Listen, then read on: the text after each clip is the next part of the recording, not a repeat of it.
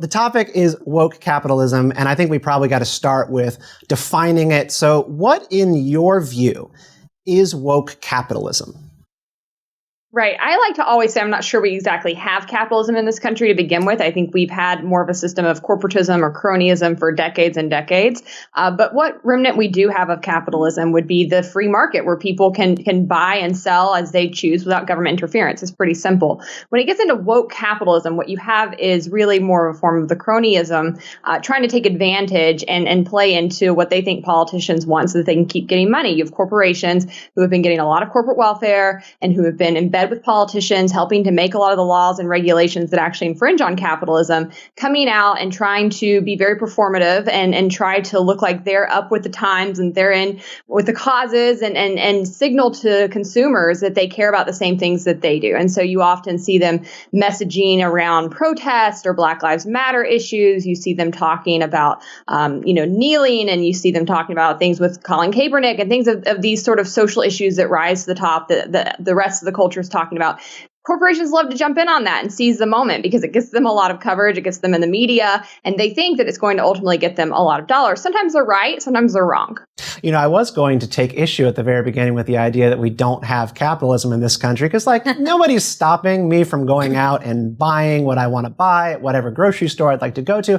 But then I just remembered, just the other month, I found out that in my town, I can only get T-Mobile for cable. I'm sorry, not T-Mobile, Comcast Xfinity in my zip code for cable service. And that basically in my town, they've carved up different zip codes for different providers and they don't have competition. So if you live in my zip code, you can only get Comcast and you can't even go try to get another provider to give you better cable. And this happens all the time. And I mean, that's what you're referencing, right? It's like capture of different industries and capture of different regulations where government and the corporate sector collude for everybody to make more money and have it be a little bit more streamlined. No, I just said it's kind of the illusion of choice. Give people 3 or 4 options and tell them it's capitalism and don't really address all the problems that we have. I think we do have some capitalism in this country. Of course we do. Otherwise, we would be much worse off. But I think it's wise to see it as more of a percentage. Maybe we have 60% capitalism in some areas and 70% capitalism in other areas. No, it's true. Different markets have different amounts of it depending on how captured they are. But it's kind of hard. I like, I'm a dork for regulatory reform. Anyone who knows me knows that. And I'm not for corporatism. I'm for free markets, but it's frustrating to see, the trend from both the right and left to overregulate more while both sides end up complaining about the things that companies are doing. So, it's how do you see that kind of cognitive dissonance from both the left and right in different ways on we want to control them more and then maybe divide them up into more zip codes, like this company gets this zip code or it's something else or, state by state, whatever it is, or just other regulations that prevent competition while complaining that there's not enough competition, so they have to regulate more and this company does a thing I don't like, so therefore I'll stop it's kind of a mess. How do you see all that?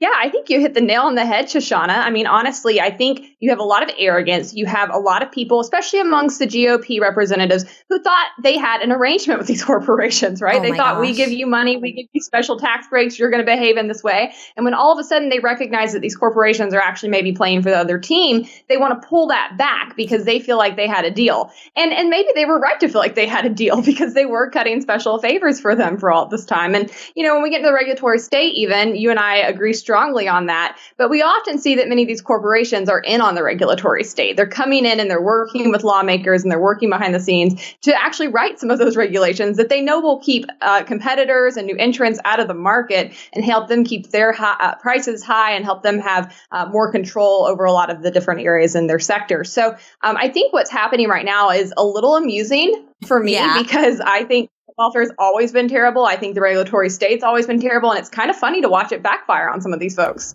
Well, I think what you were talking about earlier, and I want to kind of go back to, the definition of woke capitalism, whether or not it works, because the world has changed. It used to be the case where I think Michael Jordan's comments about, the sneaker business held up in the 90s. He said even Republicans buy sneakers. So he didn't want to weigh in too much on politics and alienate people who might want to, I presume, buy Air Jordans. But the market trends of these times have become more and more segmented, where every corporation, streaming company, movie studio are trying to find their people, their audience, rather than reach as many people as possible. I mean, on this show, we're not trying to reach every single person on the internet. We want to try to find our audience who want this kind of talk.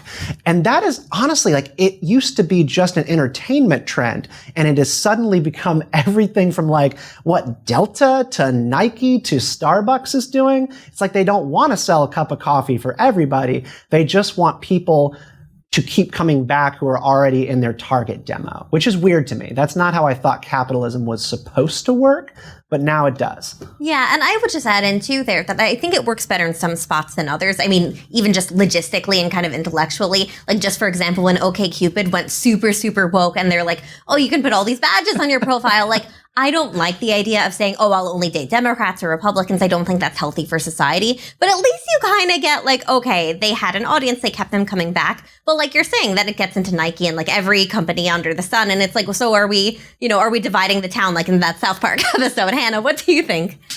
Yeah, for me, I have brand loyalty to companies who I think act ethically or who I think maybe share my values. I don't usually base it around their politics, though. Like, I think Trader Joe's is a magical, wonderful company. I'm obsessed with Trader Joe's. I think they treat their people really well. They treat their consumers well.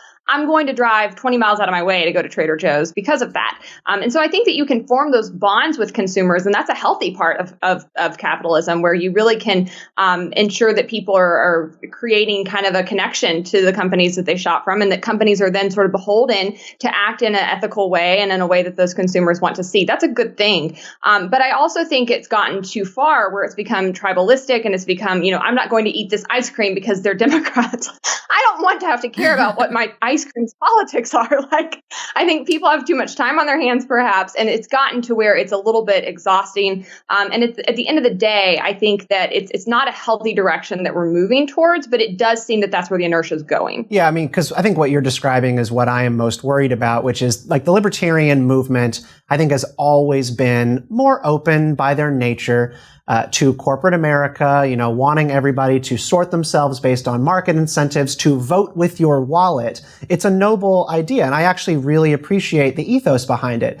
But at a certain point, we become the NASCAR drivers covered in brand stickers, sort of like living our lives in accordance with the brands that we are most aligned with.